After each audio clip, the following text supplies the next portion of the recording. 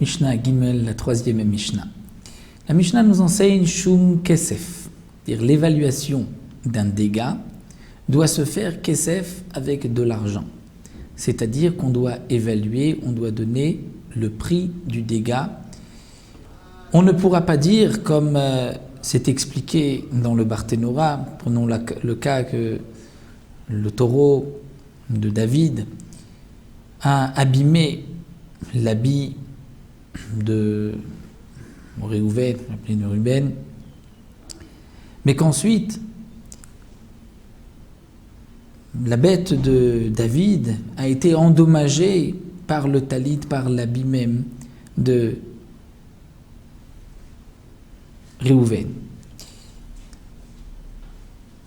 Est-ce qu'on va dire, puisque l'un a endommagé l'autre, d'un côté, David a causé un dégât, il a reçu un dégât, donc peut-être que, on va dire, ils vont à l'amiable s'arranger, dire bon, je t'ai endommagé, tu m'as endommagé, on ne va pas se rendre au tribunal. Non, la Mishnah nous dit Shum Kesef.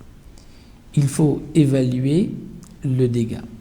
Combien l'un a endommagé l'autre, combien le premier a endommagé le deuxième le premier, et celui qui a endommagé le plus devra payer la différence. De plus, la Mishnah nous dit Shaveh Kesef, c'est-à-dire que lorsque on vient se faire rembourser un dégât, des biens de Yitomim, d'orphelins, nous verrons que les orphelins ont toujours un statut particulier.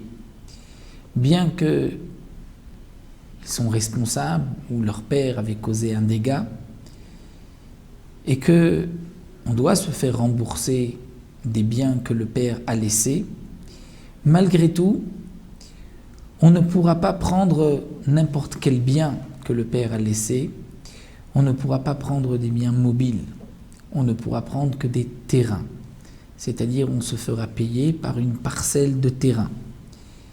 C'est ce qu'on appelle Shaveh Kesef, c'est-à-dire que on ne pourra se faire rembourser que par de l'argent ou ce qui vaut de l'argent,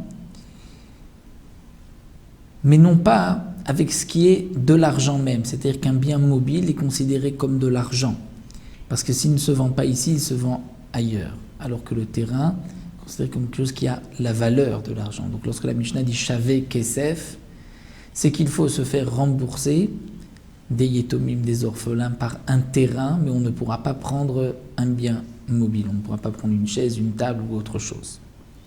Bifne Beddin, l'évaluation d'un dégât, les remboursements ne devront se faire que Bifne Beddin, que devant un tribunal d'au moins 3 personnes, 3 dayanim, 3 juges, mais 3 juges compétents, qui ont été qualifiés pour cela, Valpiedim, mais seulement s'il y a eu un témoignage de 2 témoins, seulement si 2 témoins sont venus dire un tel a endommagé un tel.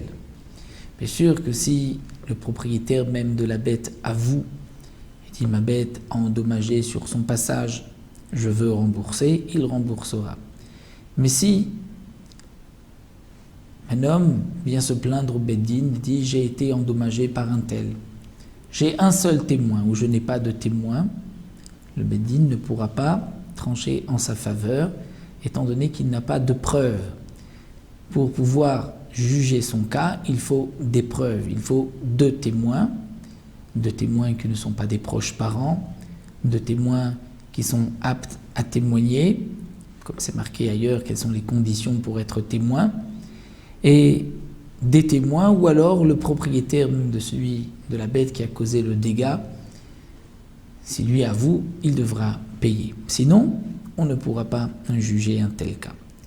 Ou encore, les témoins devront être bénéchorin, libres, c'est-à-dire ce ne sont pas des esclaves, les esclaves ne peuvent pas témoigner, bénébrit, doivent être aussi de l'alliance des Béné Israël, sinon ils ne peuvent pas témoigner. Ve'anashim, et les femmes, elles ne peuvent pas témoigner, comme c'est expliqué dans Masechet Sanhedrin, mais ici, Le Tana vient nous dire Vanashim, les femmes, Bichlal Hanezek, font partie du dégât. C'est-à-dire que une femme qui a endommagé, c'est-à-dire son bien a endommagé, ou le bien d'une femme a été endommagé, le din qui est appliqué pour l'homme sera appliqué pour la femme. Un dernier din important de cette Mishnah, Vanizak va mazik betashloumim. Parfois dans le remboursement, pas seulement le mazik, celui qui a endommagé, va rembourser, mais aussi le nizak, celui qui a été endommagé, participera au remboursement. Comment cela? Le Barthénoura nous explique, c'est ce qui est marqué dans le Talmud, dans la Gemara. Prenons le cas de Réhouven, la bête de Réhouven a encorné la bête de Shimon, et la bête de Shimon est morte. Au moment où la bête de Shimon est morte, elle valait 1000, et lorsqu'elle est morte, elle ne vaut que 200. On pourra vendre sa viande, on pourrait donner à manger à des chiens, par exemple. Donc, il y a quand même une valeur dans ce qu'on appelle la nevela, la bête morte. Le dégât est donc de 800, de la différence entre 1000 et 200. Le propriétaire de la bête qui est morte a donc attaqué au tribunal le propriétaire de la bête qui a encorné. Le temps que le tribunal s'est assis, les juges sont assis pour juger ce cas-là, la bête morte a perdu de sa valeur. Elle ne vaut plus rien. Qui est responsable de rembourser les 200? Puisque jusque-là, au moment du dégât, la bête valait 200. Donc le dégât n'était que de 800. C'est vrai que c'est à cause de lui que la bête aujourd'hui ne vaut plus rien. Mais peut-être que le propriétaire de la bête se devait rapidement de vendre sa bête pour au moins en retirer un minimum les 200. C'est ce que le Tana de la Mishnah nous dit. Anizak va mazik betashloumim. Parfois que même le nizak, celui qui a été endommagé, participe au remboursement puisqu'il est responsable de cette partie de la bête qui est morte, à lui de se dépêcher de vendre la bête pour au moins pouvoir en retirer les 200 qu'il peut aujourd'hui retirer. Voilà, nous avons terminé la troisième Mishnah. On se retrouvera pour la quatrième, qui est la dernière du premier Pérec de Baba Kama.